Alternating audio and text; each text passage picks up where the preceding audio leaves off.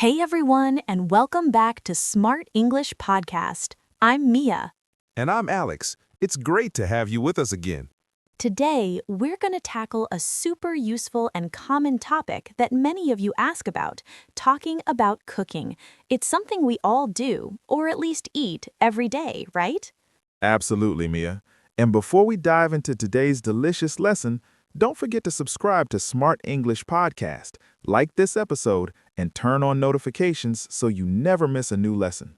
So, cooking is truly a universal experience. Whether you love it or you just do it to survive, it's a big part of our daily lives. From making breakfast in the morning to preparing a big dinner for friends, food is always there.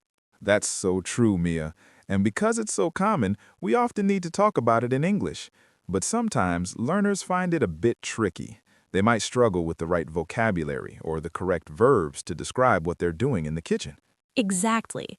It's not just about naming ingredients, it's about expressing your habits, your favorite meals, and the actions you perform. In this episode, we're going to give you simple, natural English phrases and words so you can talk about cooking with confidence without feeling overwhelmed. We'll break down common phrases step by step, share some mini dialogues, and give you practical tips to help you start using these words right away. So, get ready to spice up your English. Let's kick things off with how to talk about your general cooking habits.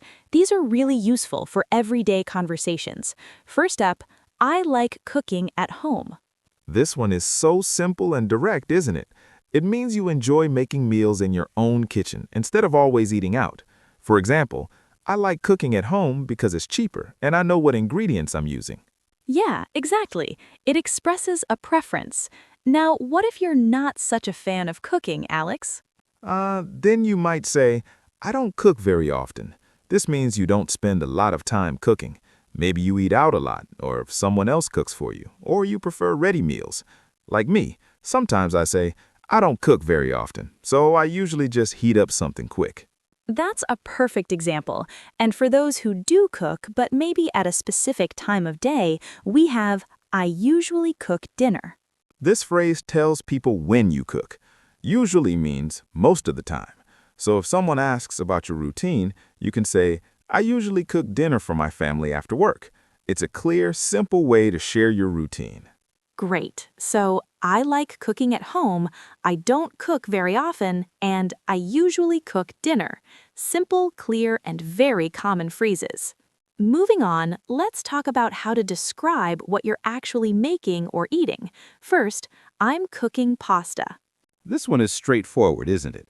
You use I'm cooking plus the name of the food. It tells people what's currently being prepared. You could say, right now I'm cooking pasta for lunch, or tonight I'm cooking chicken and rice. It's for what you are preparing at the moment or plan to prepare soon. Perfect. It's a present continuous for something happening now or in the near future. Next, a phrase to express your love for a particular dish. This is my favorite dish. Ah, favorite dish. Everyone has one, right? A dish means a specific prepared meal like spaghetti carbonara or roast chicken. So if you really love a meal, you can say, oh, this is my favorite dish. My grandma makes the best lasagna. It's a great way to share your personal taste. Definitely. And sometimes you need instructions to make that favorite dish, so I follow a simple recipe. A recipe is like a set of instructions for cooking something. If you follow a simple recipe, it means you're using easy-to-understand instructions. For instance, I'm not a great cook, but I can follow a simple recipe for scrambled eggs. It shows you're using guidance, which is totally normal. Exactly. So I'm cooking pasta, this is my favorite dish, and I follow a simple recipe. These phrases help you describe the food itself and how you make it.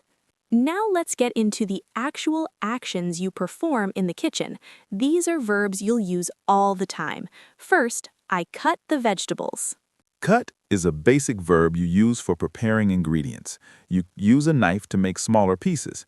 So before you cook, you often say, first, I cut the vegetables, like onions and peppers. It's a fundamental step. Super important. Next, if you're making something like soup or pasta, you'll probably need to boil the water.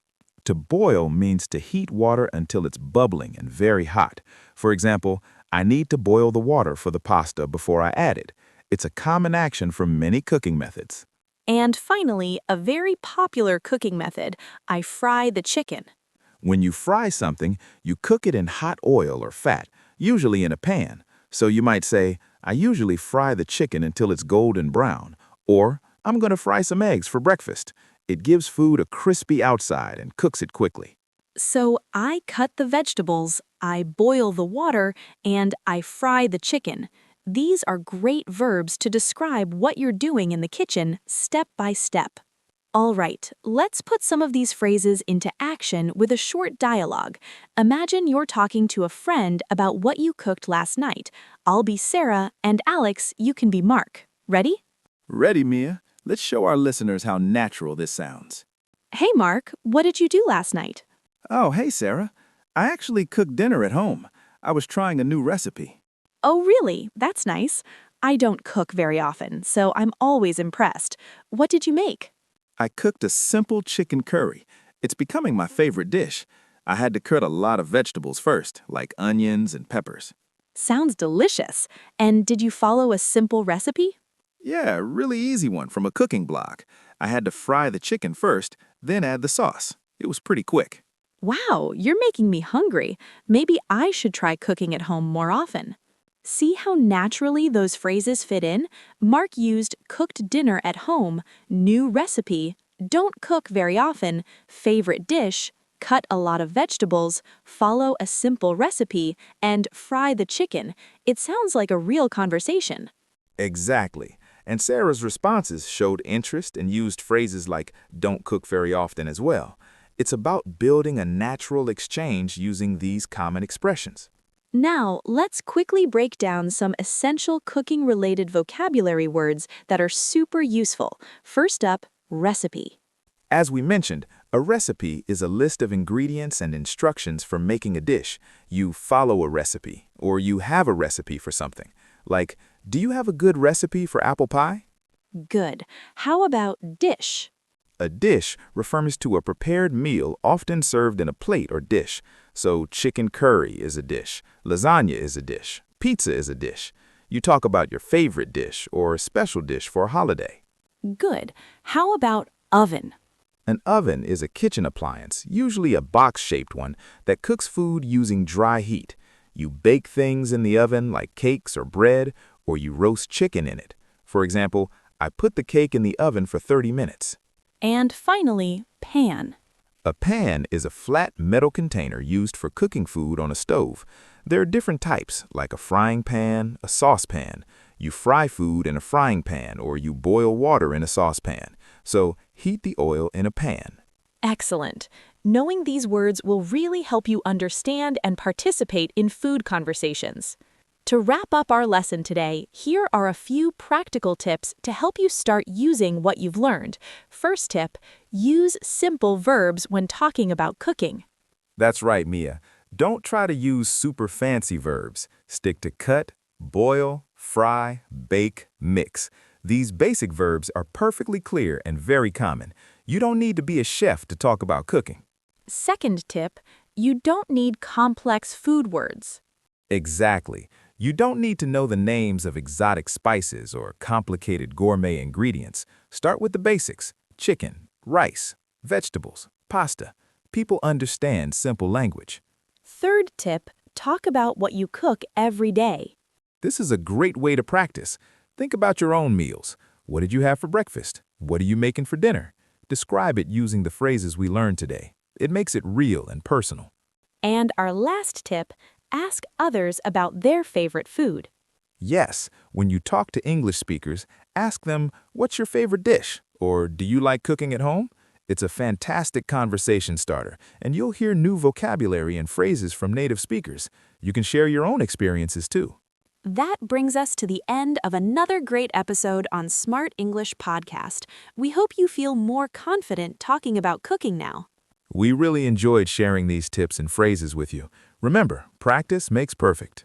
If you enjoyed this lesson, don't forget to subscribe to Smart English Podcast, like this video, and share it with a friend who is learning English. Your support really helps us make more lessons for you. Thanks for listening, everyone. Keep practicing, and we'll catch you in the next episode. Bye for now. See ya.